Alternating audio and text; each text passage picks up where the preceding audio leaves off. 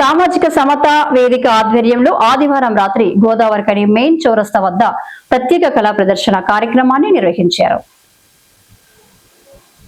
మహనీయుల జయంతి ఉత్సవాలలో భాగంగా చేపట్టిన ఈ కార్యక్రమం సందర్భంగా భారత రాజ్యాంగ నిర్మాత బాబాసాహెబ్ అంబేద్కర్ జీవిత చరిత్రను కళా ప్రదర్శన రూపకంగా ప్రస్తుత తరానికి తెలియపరిచారు. బడుగు బలహీన వర్గాలు, మహిళలు, కార్మికులు, కర్షకులకు హక్కులు, రాయితీలు, రిజర్వేషన్లు కల్పించేందుకు బాబాసాహెబ్ చేసిన కృషి, త్యాగాలు, సేవలను కళ్ళకు కట్టినట్లుగా చూపిస్తూ హైదరాబాద్ కు చెందిన అభ్యుదయ ఆర్ట్స్ అకాడమీ కళాకారులు అద్భుత నాటకాన్ని ప్రదర్శిస్తారు.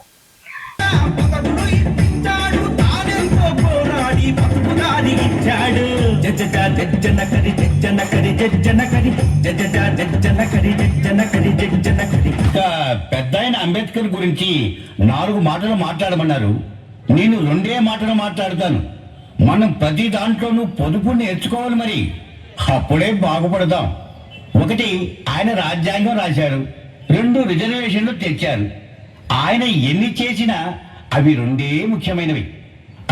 ఇంకా అంబేద్కర్ గారి 2 సభలకు నేను వెళ్ళాలి. ఆయనకు నమస్కారం పెట్టాలి. దేశం తరపున థ్యాంక్స్ చెప్పాలి. జై అంబేద్కర్, జై జై అంబేద్కర్, జై అంబేద్కర్, జై జై అంబేద్కర్, అంబేద్కర్ జిందాబాద్, అంబేద్కర్ జిందాబాద్, అంబేద్కర్ జిందాబాద్, అంబేద్కర్ జిందాబాద్. రాజ్యాంగ నిర్మాత అంబేద్కర్ జిందాబాద్, జిందాబాద్. రిజర్వేషన్ల ప్రదాత అంబేద్కర్ జిందాబాద్, జిందాబాద్.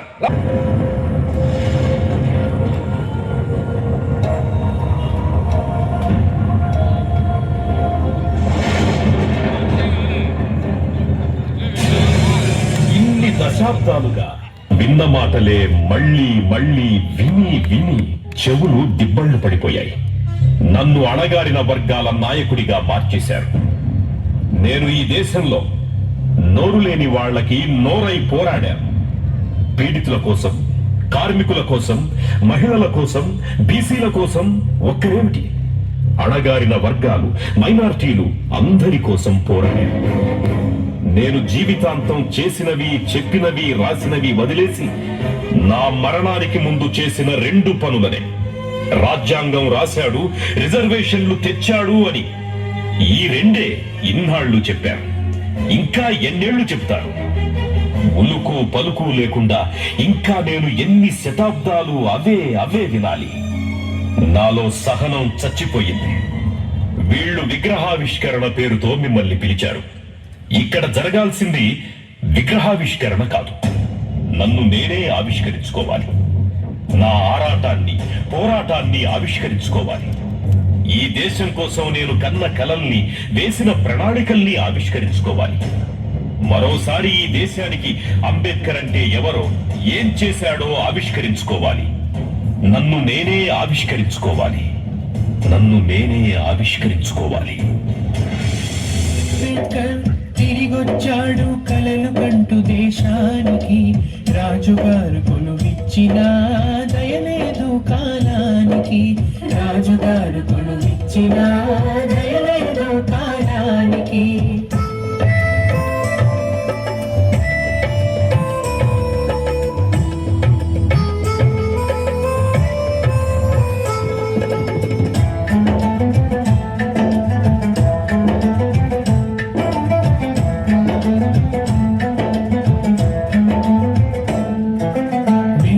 సెక్రటరీ కొలువు హోదా చూస్తే ఎంతో ఘనం, మిలిటరీ సెక్రటరీ కొలువు హోదా చూస్తే ఎంతో ఘనం. కుల విద్వేషం నిండిన వారిలో అణువణువు ఎంతో హీనం. దాహానికి నీళ్ళివ్వరు, దస్త్రాలు ముఖాన వేస్తారు. దాహానికి నీళ్ళివ్వరు, దస్త్రాలు ముఖాన వేస్తారు. పలకరింపుల స్థానంలో చీత్కారాలు, చీదరింపులు. పలకరింపుల స్థానంలో చీత్కారాలు, చీదరింపులు.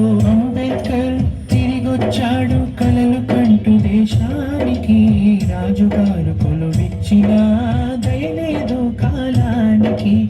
కులాలకు, మతాలకు అతీతంగా బాబాసాహెబ్ ఏదైతే కోరుకున్నారో, బాబాసాహెబ్ ఆశయం ఏదైతే ఉందో, బడుగు బలైన వర్గాలు, మైనార్టీలందరూ కూడా మేమెంత మాకెంత అన్నటువంటి నినాదంతో ముందుకు పోవాలన్నటువంటి అంబేద్కర్ భవన్ ఉన్నటువంటి అభ్యుదయ కళాకారుల బృందం ఈరోజు గొప్ప సందేశాలు ఇచ్చారు భారత ప్రాంతంలో.